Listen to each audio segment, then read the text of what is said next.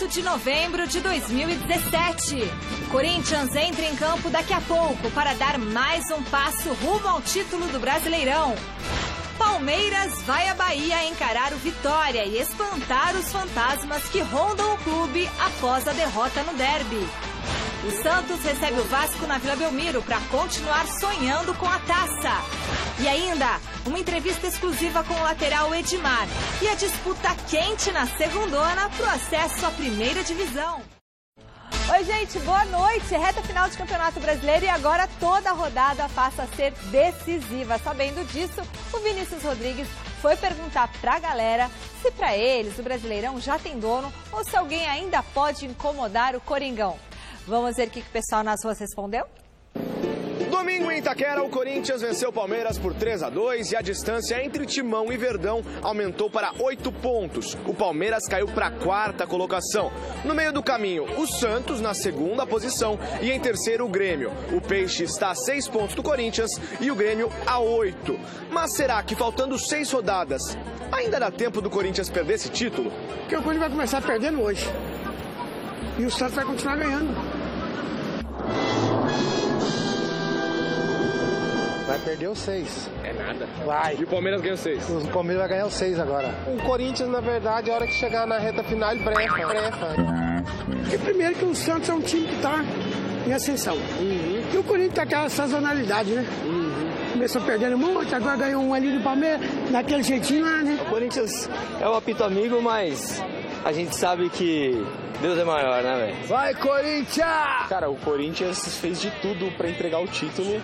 E o Santos, o Palmeiras e o Grêmio fizeram de tudo para não tomar o título. Então eu acho que agora, se o Corinthians só fizer cagada, eu ainda acho que ele vai ser campeão ainda. Vai, Corinthians! O Corinthians é campeão, cara. Não vai ter jeito. Palmeiras teve a chance, por nós ele não fez nada. O Corinthians tinha que ter um desastre e o Santos e o Palmeiras deveriam ter uma campanha excepcional. E isso não aconteceu nenhuma vez. Quando o Corinthians foi o desastre, os dois não fizeram essa campanha. Então, eu acho que não dá pra pegar mais. O Corinthians já é campeão brasileiro. Vai, Corinthians! Tá na hora de ser campeão. Fui, tchau. Gazeta, Gazeta. Grande noite para você que acompanha o Gazeta Esportiva. O Campeonato Brasileiro segue ainda movimentado, com alguma expectativa de briga pelo título. Digamos que existem aí matematicamente Cruzeiro eu vou desconsiderar. Grêmio, Santos, Palmeiras e Corinthians. O Grêmio, como está mais focado na Libertadores, a briga se restringe a Palmeiras, Santos e Corinthians, mas a vantagem corintiana ainda segue muito, muito grande. E a gente vem especulando uma possível queda desde o primeiro turno. Tem um confronto Corinthians e Grêmio. O Corinthians pode perder a liderança. Não, vai Corinthians e ganha lá. Depois Corinthians e Palmeiras no Allianz Parque. O Corinthians pode perder a primeira partida do campeonato. O Corinthians foi lá e ganhou. Aí teve toda a queda de rendimento no segundo turno. Aí ficou se especulando, não, porque o Santos pode chegar, a Palmeiras pode chegar. O Corinthians terminou o primeiro turno com 8 pontos de vantagem. Com essa campanha pífia do segundo turno, ainda mantém 6 pontos de vantagem, faltando 6 rodadas para terminar o campeonato. Mas ainda existe a esperança, existe a crença. Mas a possibilidade de o Corinthians perder o título é muito, muito, muito remota.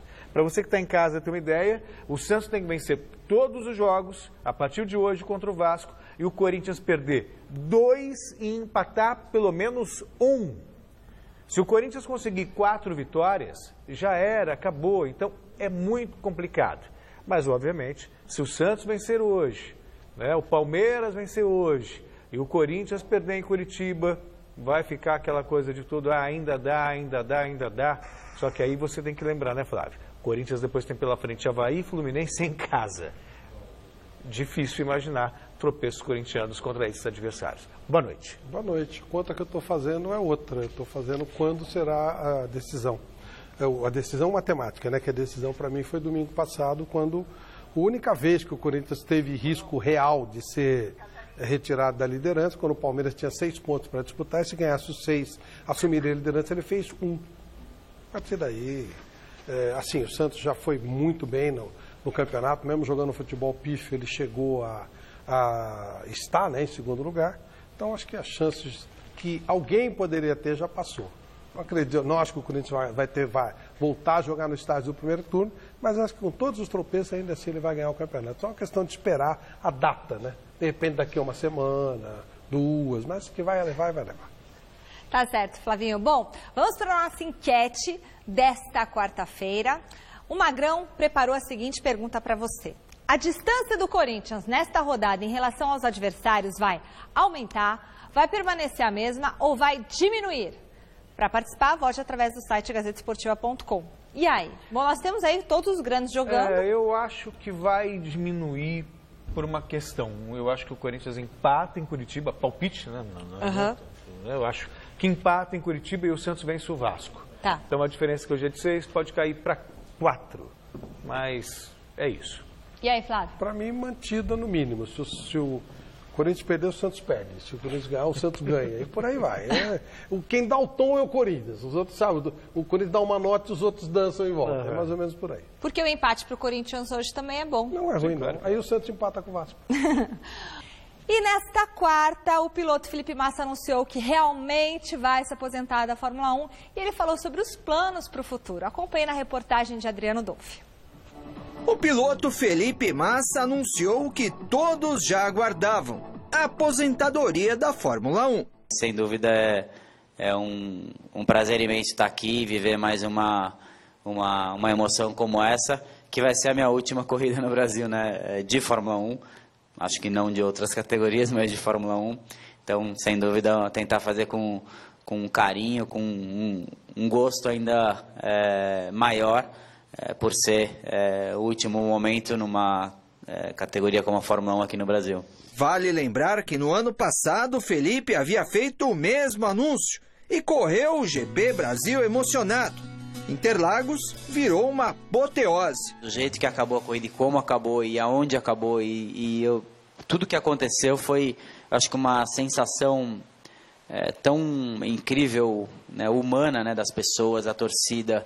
Eu acho que das pessoas da minha equipe, eu acho que das pessoas onde eu nem trabalhei, né, e estavam lá me aplaudindo. E eu acho que foi uma emoção tão incrível no lado humano que eu nunca vou esquecer.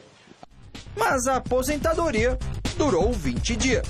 A Claire Williams, né, que é a nossa chefe, me ligou e me disse se eu tinha algum interesse em parar com a minha aposentadoria. E aí lógico que eu fui conversar, em primeiro lugar com a minha família e com a minha esposa, e depois com ela, né, para entender a situação. E eu fui atrás daquilo que o meu coração estava me dizendo, né, e fazer aquilo que a gente gosta. E virou um bate-papo informal. Massa relembrou de momentos importantes da carreira, como a convivência com Michael Schumacher. O Schumacher para mim era tipo um professor, né? Tudo que ele fazia eu estava lá analisando e perguntava para ele, e ele, como também, né, tinha uma relação tão boa com ele, não, acho que você deveria fazer assim, dessa maneira, nessa curva, o jeito que você freia, tenta frear diferente. Lógico que quando ele te falava alguma coisa e você andava mais rápido que ele falava um pouco menos depois. Uma fila de pessoas querendo tirar fotos com o ídolo. Todas querendo saber também a respeito do futuro de Felipe Massa. Questionado, ele afirmou que tem uma certeza. Eu gosto de correr, devo continuar correndo em alguma categoria, em alguma coisa. Não sei se vai ser logo de cara, até porque tenho que pensar em não apenas correr por estar correndo em alguma coisa, mas entender uma categoria onde eu posso ser útil, importante e me divertir ao mesmo tempo, né? Mas com certeza eu vou ter um pouco mais de tempo para minha família também, para o Filipinho, mas devo continuar correndo porque é aquilo que eu gosto de fazer, é aquilo que eu amo de fazer. Olha, um grande piloto, um piloto histórico e que obviamente aqui no Brasil as pessoas acham que sempre terá um Senna, um Piquet, um Fittipaldi, não é assim. Piloto espetacular, qualquer um dos três citados, se estivesse correndo com o Michael Schumacher, teria muita dificuldade, para não dizer que perderia a maioria das vezes. Mesma coisa com o Rubinho Barrichello. Nós tivemos uma felicidade, uma sorte, um acaso, porque sempre é por acaso aqui no Brasil, de ter um Emerson, um Piquet e um Senna. E aí gerou-se a necessidade de que o Barrichello fosse o Senna, que o Felipe Massa fosse o Senna, e eles não eram. Cada um é do seu jeito, cada um tem a sua personalidade, e o momento é outro. O Massa correu com o Schumacher e com esse Hamilton, que é genial, que está batendo um monte de recorde. Então o cara está na ponta há 300 anos. O Barrichello é o cara que mais correu. E aqui no Brasil os caras é como se eles fossem um Zé Mané. O Zé Mané é quem não entende nada e se mete a falar. Eu não falo porque eu não entendo, mas é claro que esses caras são geniais, são ótimos, são maravilhosos. Eles são igual o Piquet? Claro que não. Mas e daí? Piquet é fora é extra sério. O cara que é menos que o Pelé, ele é ruim? Não, né? O Eusébio foi ruim. Quando você fala Messi ou Cristiano Ronaldo, se você optar pelo Messi, o Cristiano é ruim? É mais ou menos nessa linha. Só que aqui é complicado. Aqui com o brasileiro é muito frustrado. Ele precisa do ele projeta no esportista aquilo que ele gostaria de ser. Isso, ele quer ser. E como no Brasil você perde muito, então você precisa que as pessoas ganhem por você. Mas são maravilhosos, caras que vão deixar saudade. Difícil ter caras desse nível no meio. Uma pena, o Felipe, era uma pena. Eu não acompanho Fórmula 1, mas eu acho que ele deixou uma história muito legal. Não, deixou. E teve muito perto de ser campeão do mundo, inclusive. Sim, perdeu na curva, última né? volta, Exatamente. na última volta, na última curva. Que foi uma pena, né? Depois sofreu um acidente e tudo, enfim. Mas o duro, né? A hora de parar. É uma dor, mas tem que saber a hora. Né? E só um recado para quem gosta de Fórmula 1, né? Tem um documentário super legal no Netflix contando a vida do Frank Williams. E é muito interessante porque mostra ele jovem, ele era um super atleta, o relacionamento dele com o Piquet, com o Mansell, com o Senna, é muito interessante. Ele tem, por exemplo, ele tem 3 filhos, uma moça, né, que é a Claire, e tem dois filhos que não se falam. Então é um documentário... Você vai contar o negócio. Eu estou contando tudo. Então é bárbaro. Para quem gosta de Fórmula 1, para quem gosta de esporte, jornalista, vale a pena. E no final? Não, tem que ver o que ele falou sobre o acidente do Senna. É bem interessante. Vale a pena, tá? E você quer receber as novidades do seu time no Facebook? Você quer entrar de manhã, você acorda ali, já tem as novidades, as bombas do seu time? Então vai lá na página do Face do Gazeta Esportiva, chama Gazeta Esportiva, você clica no botão enviar mensagem e aí você vai selecionar a opção receber novidades. Pronto, aí você vai escolher o seu clube do coração e todo dia, logo cedinho, a gente vai mandar pra você as últimas novidades do seu time. Não vai encher seus Facebook de notícia, não. Você vai receber o que for, a nata, o mais bacana das notícias todo dia. Então entra no Face do Gazeta Esportiva, coloca enviar mensagem, escolhe o seu time e tá feito. Ficou fácil, né? Valeu? Treinando na casa do PSG para os amistosos contra o Japão e a Inglaterra, o técnico Tite vai promover algumas experiências para a primeira partida que acontece já nesta sexta. O local dos últimos treinamentos da seleção brasileira é bem conhecido por pelo menos 4 atletas da equipe de Tite. Neymar, Marquinhos, Thiago Silva e Dani Alves jogam no PSG e por isso se sentem à vontade em casa, no Parque dos Príncipes. É realmente um momento especial, então nós 4, né, que a gente vem do Paris para a seleção brasileira, a gente tenta trazer o máximo de coisa boa possível, né, para o time, para a estrutura, para a formação. Então, a partir do momento que a gente está aqui realmente com a seleção brasileira, a gente tem que começar a pensar, né, no sistema da seleção brasileira. Né, algumas coisas são parecidas, mas outras coisas mudam também. Então, a gente vem tentando trazer as coisas boas de lá e depois a gente se adapta o melhor possível, né, na formação do professor, né, nas indicações e nas dicas que ele nos passa durante os treinamentos. Dos 4 jogadores da equipe parisiense, apenas Thiago Silva e Neymar devem ser titulares no amistoso contra o Japão na sexta-feira, às 10 da manhã, em Lille. Visando fazer testes, Tite deve promover 5 mudanças no time que ele costuma escalar. Com pouco tempo de trabalho, o principal dilema vivido pelo treinador é manter o time base definido ou tentar novidades. Acho que o Tite tem um grande problema, né? Cara, é difícil comentar uma questão, né, olhando por um outro lado, Mas acredito que da maneira como o Tite vem fazendo é a maneira correta, colocando os jogadores que ele acredita que tem que colocar, fazendo alguns testes, mas é importante também manter uma espinha dorsal, né, que a gente fala de uma maneira, no linguajar do futebol, manter uma base é importante, mas testes são válidos, né?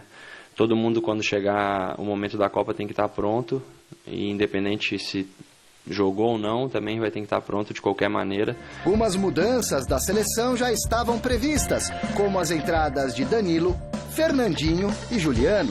No entanto, a principal novidade deve ser mesmo a dupla de zaga formada por Thiago Silva e Jamerson.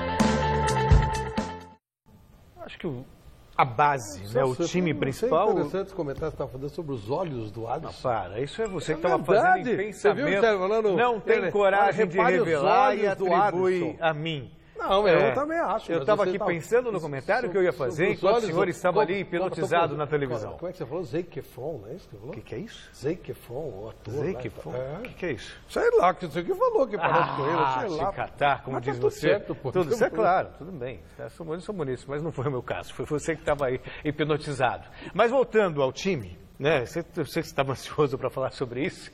A seleção, o time base, o Tite já tem. Acho que é um teste ou outro só para fazer um ajuste, para saber com o que ele pode contar na Copa do Mundo, até mesmo em variação tática. Né? Que acho Sim, que ele deve essa é a mexer questão. bem aí. É capaz dele colocar é bem possível, né, que ele coloque Casemiro e Fernandinho. O Fernandinho chega um pouco mais, não é um volante fixo, até volta para ajudar a marcar. Ali essa movimentação pode ser necessária. E o Juliano. O que a gente vai sentir é como será o Paulinho, se confirmar essa formação, um pouco mais avançado. O Paulinho é fator surpresa. Como é que o Paulinho vai se comportar um pouco mais perto da área? Vai jogar o Willian, que o Felipe Coutinho não vai dar, né? Vai ser capitão, inclusive, o Willian, né? Isso. Então, quer dizer, ele vai fazer algumas modificações interessantes, eu acho que dá para fazer. E estou muito interessado em ver o jogo contra a Inglaterra, porque a Inglaterra já começa a ter... alguns guardiolismos. A base da Inglaterra... Influências guardiológicas. E aí a cobra fuma, né? E o bicho pega. Mas vai ser legal. Eu gosto esse time vale a pena. Eu não sou muito fã da seleção brasileira, não. Ela me irrita um pouco por causa da camisa que ela usa, que tem a CBF. Mas essa seleção, esse time do Tite me agrada. Eu acho legal, gosto de ver jogar. Aliás, se existe hoje algum resgate, né, de apreço, de admiração pela seleção brasileira, é graças ao Tite. Né? Claro. É uma seleção que perdeu a identidade nacional Totalmente. há muito tempo. Né? Se lembram mais da seleção em época de Copa do Mundo. Como é que você vai se identificar com Ricardo Teixeira, Zé Maria Marinho, Marco Polo Leonel? Não dá, né? Não dá liga. O cara que se identifica com esses caras tem que ficar preocupado. Né? Antes, engraçado que eu escrevi uma monografia recentemente, meio que eu tive que repassar o estudo pela história do futebol brasileiro, e a seleção brasileira, num passado, lá antes da Copa do Mundo, o Brasil ganhar a Copa do Mundo da Suécia, em 58, as pessoas buscavam na seleção brasileira uma identificação nacional, um sentido de orgulho, que era uma maneira de ser grande no mundo, né? Hoje, a seleção brasileira já não desperta mais esse interesse, tampouco essa identificação, e nem já o amor hoje pelo clube, ele é infinitamente maior do que pela seleção brasileira. E a coisa tende e a mobilização que causa também. A coisa cada vez tende a ser menor. Essa coisa de pátria de chuteira e tal, cara legal, Nelson Rodrigues, era um período específico. Hoje não, hoje é e tem que entender dessa forma, é um time de futebol. Time de futebol. Que não tem necessariamente a ver com pátria. Com guerra, com nada. É um time de futebol. Eu, por exemplo, aquela seleção de 17, de 14, também que perdeu, jogar muito feio. Essa joga bonito, joga legal. Então vai ser uma das 4 seleções a ser melhor apreciadas na Copa do ano que vem. Parou por aí, nada além disso. E só para domingo à tarde, no horário do jogo, meia hora antes do jogo, e na hora do jogo, gente, as ruas estavam vazias. Era impressionante, não se via ninguém nas ruas. Eu estava chegando de viagem, estava ouvindo a Jovem Pan e... Quando? Domingo. 42% de audiência. Era 16h40. Eu estava andando ali pela Moca. Gente, não tinha ninguém na rua. Isso, impressionante. Exatamente. E eu ouvindo todas as entrevistas da futebol. E eram 2 times. Ou seja, é paixão. Né, aquela coisa. Agora, se você perguntar na rua... Nem na janela se fosse fazer, o povo fala aqui, né, que o Vinícius é o nosso expert nesse sentido, e perguntar quando a seleção vai jogar... Eu garanto para você que para 10 pessoas, pelo menos 7 não saberão dizer. Não sabe. Bom, vice-campeão da Série C do Brasileirão, Fortaleza está atrás de um novo comandante para a equipe. Pois é, um dos alvos do clube, sabe quem é? Segundo o site gazetesportiva.com, é ninguém menos do que Rogério Ceni. Ué, ele não falou que ia treinar só o São Paulo? Nesta quarta-feira, depois de diversas especulações, o próprio Fortaleza confirmou, por meio de uma nota oficial, que negocia a contratação de Rogério Ceni para comandar a equipe no próximo ano, o que vai marcar aí o retorno à Série B do Campeonato Brasileiro e também o centenário da equipe.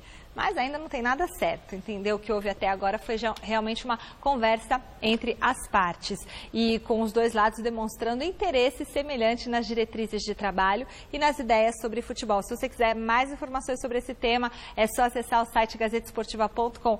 E aí, vocês acham que seria uma boa para o Rogério Ceni assumir o Fortaleza? Eu acho que seria excelente, obviamente, se houver realmente essa parceria e um sentido profissional de trabalho de médio e longo prazo, uma aposta num projeto realmente.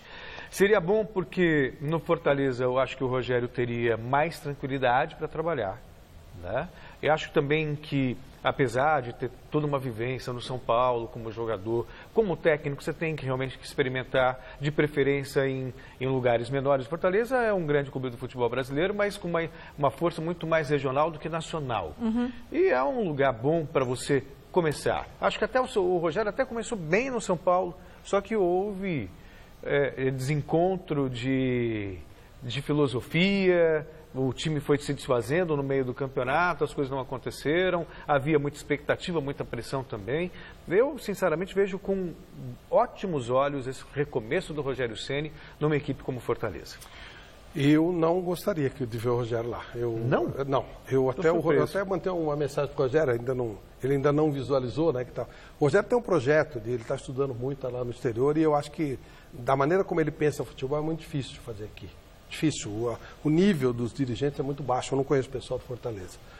Pode ser que seja até um grupo diferente. Mas aí, depois que acabar aquele impacto inicial, se ele perder de um time qualquer lá, já vão querer a cabeça dele. Se eu fosse o Rogério, ele tem um projeto de trabalhar no exterior, eu iria, por exemplo, num time de Série B de Portugal, da Espanha, da Série B italiana, tipo o Simeone, assim, fazer uma coisinha em centros mais evoluídos em termos de gestão de futebol. Acho que aqui é um pouco de perda de tempo. Eu não faria isso. Se ele me perguntar mesmo, não comece aqui que não vai adiantar. Vai ser sempre a mesma coisa. E aí, se ele for demitido do Fortaleza, tá...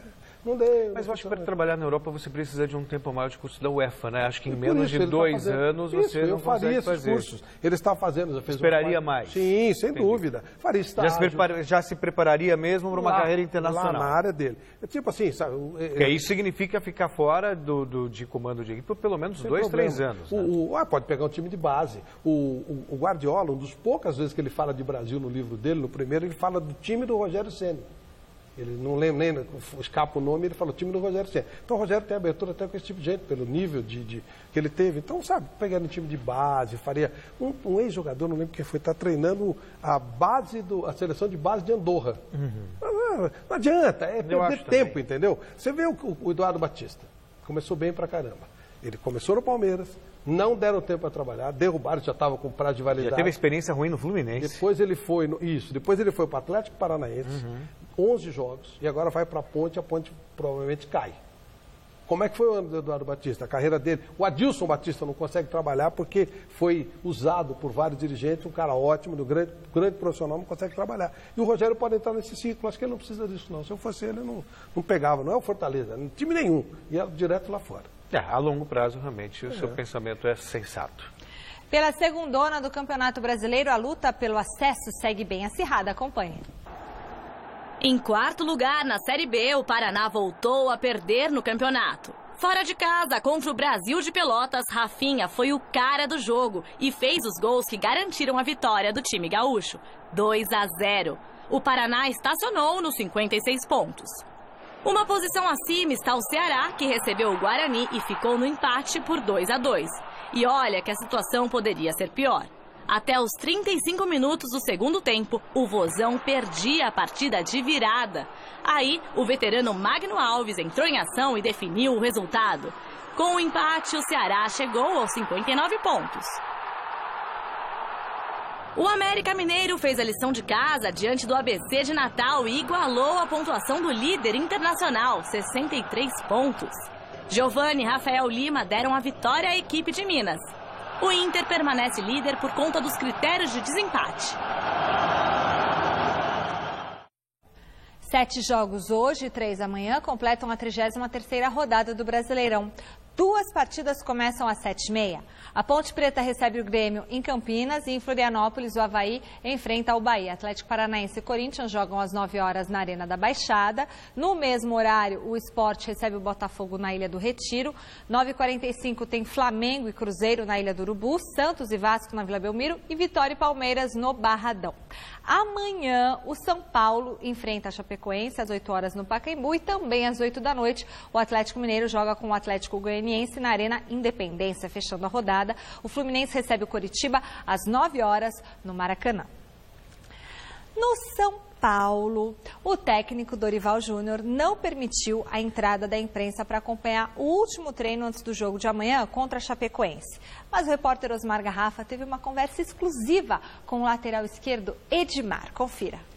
É isso, Michele. Hoje pela manhã aqui no CCT da Barra Funda aconteceu o último trabalho antes da partida importante de amanhã contra a Chapecoense no estádio do Pacaembu. O treinamento foi fechado, mas a assessoria gentilmente nos traz aqui o Edmar para participar do nosso Gazeta Esportiva, falar dessa crescente do São Paulo, da sua crescente. Afinal, o São Paulo está a 4 pontos matematicamente de afastar o fantasma do rebaixamento. E você também já crescendo com a equipe, né, Edmar? Obrigado pela participação conosco.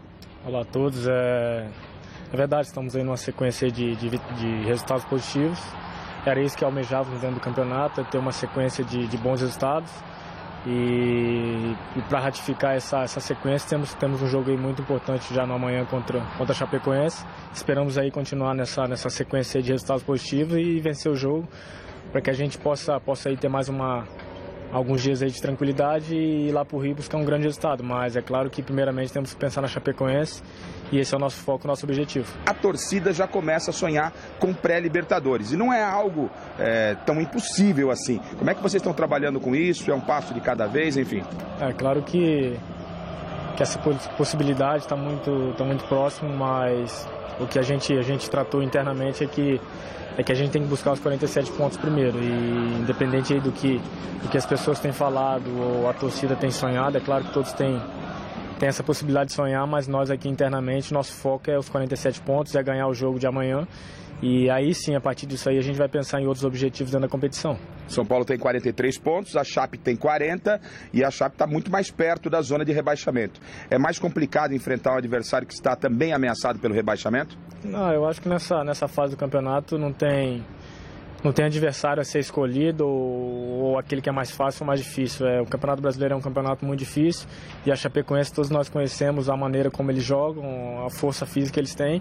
Vai ser um jogo muito difícil, mas o São Paulo jogando dentro do Pacaembu, juntamente com o seu torcedor, que tem sido fantástico, eu acho que temos total condição de vencer o jogo e partir para outros objetivos. Agora, Michele, o Edmar está numa crescente, titular nos últimos 3 jogos, ele está emprestado pelo Cruzeiro até o final dessa temporada, mas há quem diga que a tendência é pela permanência aqui. Nada melhor que saber do próprio Edmar o que deve acontecer com você no próximo ano, a intenção é ficar no São Paulo, já tem alguma coisa em andamento? Não, então, eu sempre manifestei o meu interesse em continuar aqui no São Paulo, não somente pela grandeza do clube, mas pelos profissionais que trabalham aqui, que têm me abraçado assim, de uma maneira muito importante. Então, nesse momento, meu foco realmente tirar o São Paulo da situação, é ratificar os 47 pontos. E a partir disso, a gente vai pensar em outros objetivos e saber também do pessoal a manifestação deles, se vai ter o interesse ou não.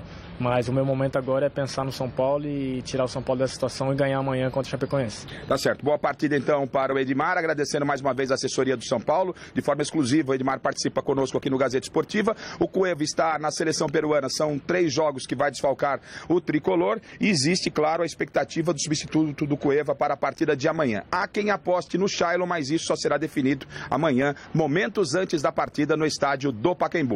Do CCT da Barra Funda, Osmar Garrafa, para o Gazeta Esportiva.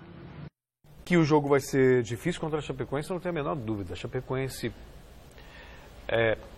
complicou para o Palmeiras, venceu aqui, empatou com o Corinthians, venceu o Grêmio. Ganhou do São Paulo lá. Ganhou do São Paulo lá. Quer dizer, o São Paulo fez o que não fizera, acho que na temporada inteira, venceu fora o período do Rogério Ceni. 3 vitórias seguidas, foi a primeira vez no Campeonato Brasileiro. Desde 2015. Desde 2015. Ganhava 3 jogos consecutivos no Campeonato Brasileiro. Que dá um fôlego, que dá uma tranquilidade. Acho que a chance do São Paulo cair para a segunda divisão é mínima. Mas ainda assim tem que se cuidar, Flávio. Não pode se dar o luxo de tropeçar em casa, que depois tem 2 jogos difíceis fora. Eu acho que cair não cai, não. De repente até sobra uma pré-Libertadores e tal, porque o nível, né? O nível do time que cai para o primeiro da Libertadores é que bem o próprio parecido. Dorival tem esse cuidado, né? Ele nunca sabe o que esperar do time. Pode esperar uma performance boa, como foi contra... Qual foi a última vitória do São Paulo? Contra o Atlético Goianiense. Pois é. Como foi contra o Flamengo, como pode ser, de repente, o que a gente viu contra o Fluminense, né? Mas acho que a confiança realmente é muito maior. Então, é isso. Ganhou confiança aí e muda, né? Muda de patamar, claro. Bom, e no Santos, o clima é de decisão para o confronto de daqui a pouquinho contra o Vasco. O repórter Adriano Dolph tem as informações do Peixe. Briga feia no CT Rei Pelé. Mas calma, nada a ver com os jogadores. Famílias de quero-queros acabaram presas nesta rede. No final, Serginho Chulapa foi chamado para acalmar os ânimos e salvar as aves. Dentro das 4 linhas, o ambiente é de expectativa. Depois da boa vitória sobre o Atlético Mineiro, o Santos terá mais uma partida na Vila Belmiro, desta vez contra o Vasco da Gama. O Campeonato Brasileiro é muito equilibrado, todo jogo é difícil. Se pegar o primeiro colocado com o último, ele vai ter uma dificuldade e pode acabar tropeçando. A gente não pode ficar lamentando depois, né? Que a gente não fez a nossa parte. Então é entrar com foco total nesses 6 jogos aí e procurar vencer. O técnico Elano terá os reforços de Copete, Matheus Jesus e Jean Mota para um duelo vital na esperança de vencer o título brasileiro, mesmo a 6 pontos de distância para o líder Corinthians. A gente sabe que são 6 rodadas, mas eles também vão ter jogos difíceis, como a gente vai ter. E tudo pode acontecer, né? A gente tem que pensar no nosso, procurar vencer o maior número de partidas possíveis.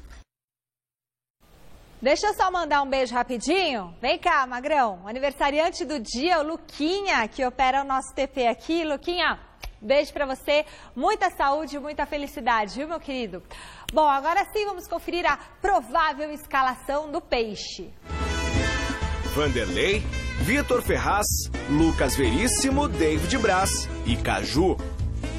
Alisson, Renato e Lucas Lima. Bruno Henrique, Arthur Gomes e Ricardo Oliveira. Técnico, Elano Blumer. Arthur Gomes ganhou um lugar, né, no time do Santos. Já virou, já tem sobrenome, Elano. Agora o que me engraçado isso. O que me chama a atenção, Flávio, é o Bruno Henrique. O Bruno Henrique estava dando um belo campeonato, né? Estava um belo campeonato. Se o Santos também está na fase que está, ou melhor, na posição que está, na verdade, deve muito ao Bruno Henrique. E ao Vanderlei. E ao Vanderlei, sim. O Vanderlei, verdade. Muito bem lembrado. Ricardo Oliveira, Renato, são os grandes jogadores Lucas do Santos. Lima. Então, esses 3, o Renato e o Ricardo teve um outro momento. O Renato, coitado, se machucou muito. Lucas Lima alternou demais, né? Então, o Vanderlei sempre teve bem no campeonato, sempre. E o Bruno Henrique quase sempre teve muito bem. Então, o Santos meio que viveu disso, até pelo sistema que o Levir usava, né? Tudo fechado, o contra-ataque dependia muito do Vanderlei, que o time era muito acionado, né? A defesa, e de lampejos do Bruno Henrique. O Vanderlei ele conseguiu emendar uma sequência de boas partidas, um jogo atrás do outro. Verdade. E eu me recordo o campeonato inteiro de uma falha do Vanderlei, aliás, contra a Ponte Preta. Que ele saiu mal do gol e tal. Só a única falha que eu me lembro do Vanderlei. O Santos tem que fazer a parte dele, não tem jeito. Não adianta nada. Né? E ele é melhor que o Vasco. É. Normalmente ele vai ganhar. A não ser que o Corinthians não ganhe. Com o Zé Ricardo, o Vasco melhorou bastante. Sim, né? O Corinthians ele atrai, né? Então ele siga o líder, né? O que ele faz, os outros fazem. Então... O Palmeiras entra em campo às 9h45 contra o Vitória e o elenco quer aproveitar esse duelo para voltar ao bom momento vivido antes do clássico contra o Corinthians. Antes da viagem para Salvador, Alberto Valentim conversa com todo o grupo palmeirense. Depois, individualiza o papo. E Tietê, na coletiva, fala para todo mundo ouvir. Acho que a maior dificuldade é imposta por nós mesmos, né? Pra gente não trazer nenhum fantasma aí dessa derrota que a gente teve no último jogo. Um fantasma no bom sentido, né? Senão daqui a pouco vai sair aí que eu falei que a gente vai levar um fantasma lá pra Bahia e tal. A gente veio de uma série de resultados bons. Então a gente tem que levar o que vem sendo bem feito, né? Dos últimos jogos. Claro que não saiu como a gente estava esperando esse jogo. Felizmente perdemos, mas no futebol é assim, no esporte é assim. A derrota para o Corinthians não pode abalar o Verdão ao ponto de perder o foco do que sobrou na temporada. Brigar pela vaga na Libertadores do ano que vem. Hoje à noite, o Palmeiras encara o Vitória no Barradão. O time baiano faz péssima campanha em casa e está seriamente ameaçado pelo rebaixamento. Bom, é difícil falar, né, sobre outro adversário. A gente tem que se preocupar com o que a gente pode render nesse próximo jogo. A gente deixa, né, o retrospecto negativo para eles. Eles têm que trabalhar em cima da equipe deles, a gente em cima da nossa. Se não bastasse a declaração do presidente do Vitória, que disse nas últimas horas que irá atropelar o Alviverde, teremos ainda promoção de ingressos para encher o estádio. Cada um luta com a arma que pode essa hora. Então, não tem muito o que falar, não. A gente respeita o Vitória. Então, essa declaração aí não vai influenciar em nada. A gente não vai entrar com mais vontade se alguém falar que vai ganhar ou que vai perder da gente, né? Acho que essa motivação tem que vir de dentro de cada um para a gente estar jogando aqui no Palmeiras. Sem contar com Mina e Borja, que estão servindo a seleção colombiana, o técnico Alberto Valentim vai ter que mexer bastante na equipe. Vamos ver como deve ser aí o provável time do Verdão para o duelo dessa noite. Fernando Praz, Mike, Edu Dracena, Juninho e Egídio.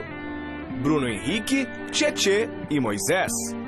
Keno, Dudu e Guerra ou Johan. Técnico Alberto Valentim.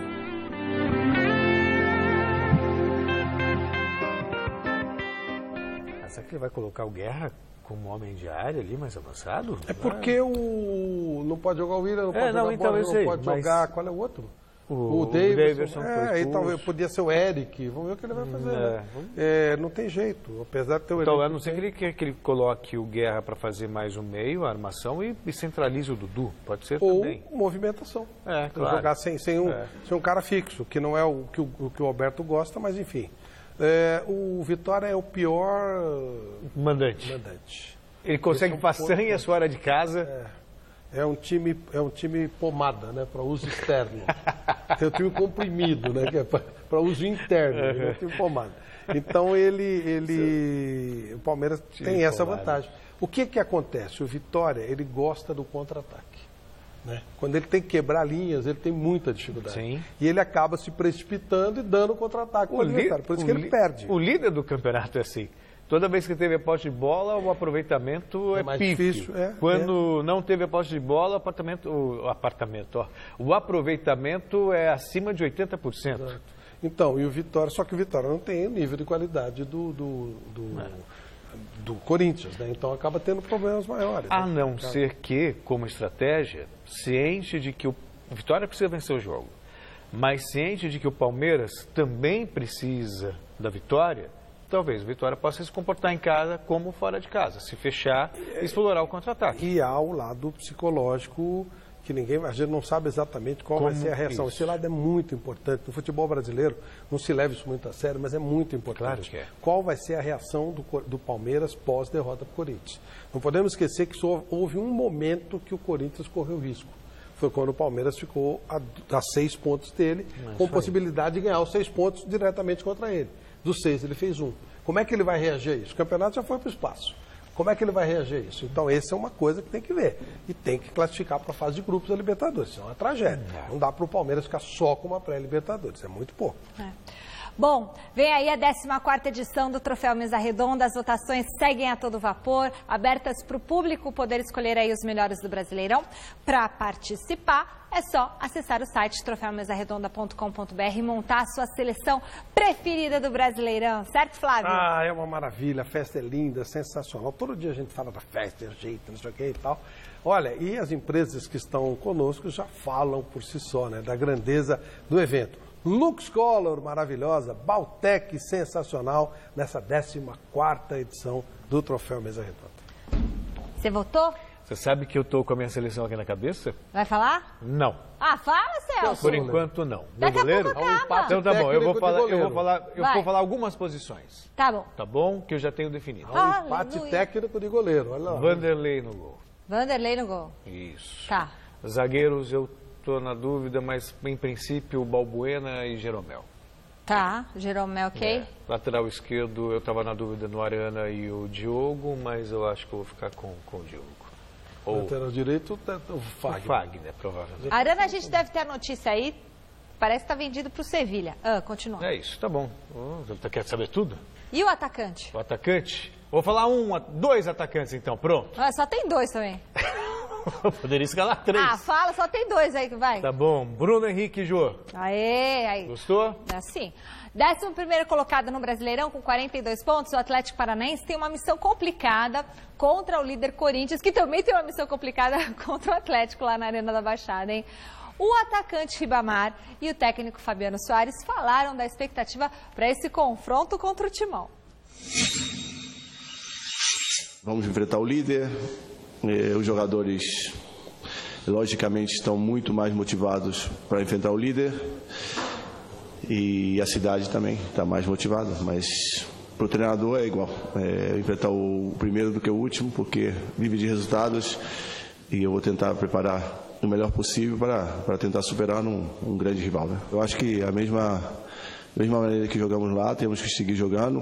Como vemos, jogamos aqui, estamos jogando todos os jogos sendo impressionantes, tentando ser o dono da bola e depois tentar conseguir algum gol primeiro do que o contrário, porque aí isso daria alas para fazer o segundo e jogar com mais tranquilidade. Né?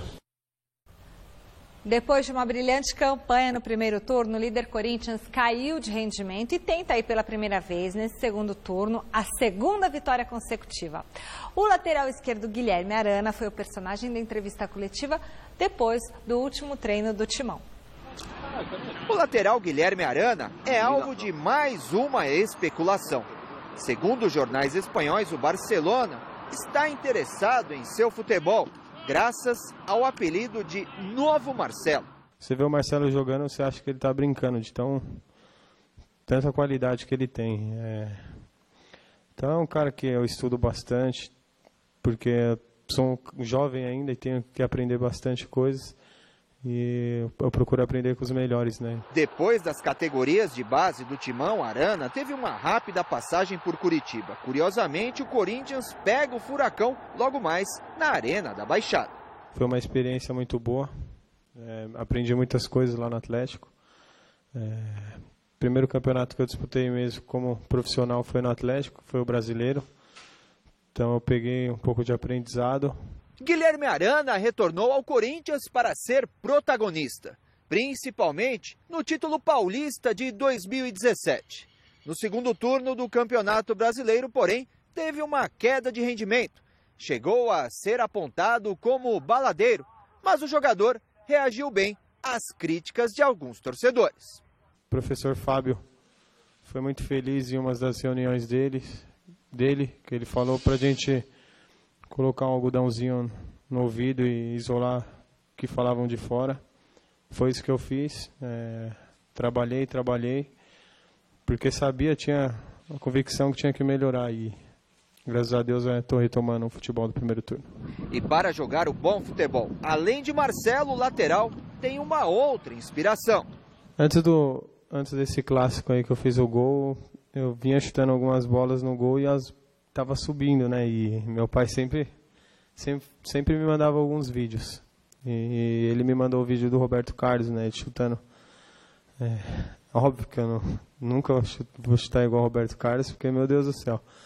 Só que foi muito importante, porque depois desse vídeo eu fui pro jogo e eu tive uma oportunidade só de chutar bola no gol, eu chutei e acabei sendo feliz. Então, eu procuro sempre aprender com os melhores e os melhores foi como eu citei, o Roberto Carlos, o Marcelo, que são minha inspiração, assim. Se deixar o Timão no final do ano, Arana quer deixar a melhor imagem possível para a fiel torcida.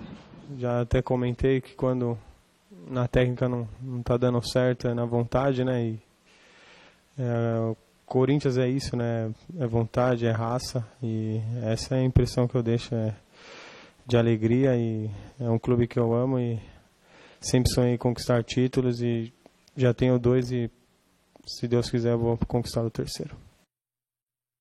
Então, ó, só falando rapidinho, o Adriano Dolfi deu a informação aí do Barcelona, é verdade, tanto que na Jovem Pan entrevistaram o vice-presidente do Barcelona que estava assistindo o clássico do Corinthians contra o Palmeiras lá do camarote, e ele deu uma despistada, falou que não, que estava lá apenas como convidado.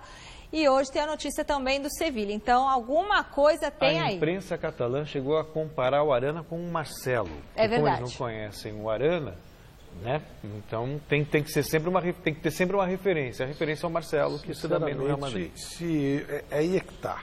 Falar não para o Barcelona é complicado, claro. Mas será melhor, no meu conceito, para o Arana entrar pelo Sevilha. Tudo mais, exatamente. O Berizzo, ele tem um sistema de jogo que se assemelha muito ao do Barcelona. Não sei se ele vai continuar lá no ano que vem, mas enfim, ele é um cara que tem boas ideias de jogo, vão facilitar a vida do Arana. Acho que seria uma maneira de adaptação bem legal antes de chegar já naquele topo do mundo, né, que é o Barcelona, que eu acho bem complicado. Hoje o jornal Marca falou do Arana no Sevilha. Vamos ver como é que deve ser a provável escalação do Coringão para esse duelo? Walter, Fagner, Balbuena, Pablo e Guilherme Arana. Camacho e Maicon. Romero, Rodriguinho e Cleison. Jô, técnico, Fábio Carilli. O Jô que pegou um jogo de suspensão por aquela... Jogo do Avaí, né? Mas joga hoje e não joga o próximo. Exatamente isso. O Corinthians, o Palmeiras é sempre um ponto de referência, né? Se perde, entra em crise, ganha moral. Acho que é um Corinthians muito mais motivado para o jogo de hoje, em outras condições. O Atlético Paranaense perdeu alguns jogos impressionantes em casa. Ele até a Ponte ganhou lá. O único jogo que a Ponte ganhou fora de casa no ano foi contra o Brasileiro, foi contra o Atlético Paranaense. Então acho que o Corinthians pode voltar no mínimo com um empate, mas acho que ele vai ganhar lá. De novo, voltou, né? 1-0 gol do Jô. Vamos ver se consolida esse bom futebol que apresentou no último domingo, né? Ou se foi só... Agora, o que é o futebol, né? O Jô chegou tão desacreditado no Corinthians. Nossa. E o Walter, que começou o ano como titular, pois está fazendo o primeiro jogo do ano hoje, no ano, por causa de contusões. Então, olha como a vida é complicada, né? Bom, e a nossa enquete, hein, Magrão? O que deu na nossa pergunta do dia do site gazetesportiva.com? A gente queria saber o seguinte, hoje era para saber aí o que acontecerá nessa rodada com a distância que o Corinthians tem em relação aos adversários. E a galera respondeu que... Empatou. Ai, que dificuldade isso daí. Deu o quê? Empatou? Não tô 45% acreditam que vai aumentar e 45% acreditam que vai diminuir. Ai, que confusão total. É o seguinte, Magrão, o número tem que ficar em cima do que está escrito. Entendeu? Tipo, 45% em cima do aumentar.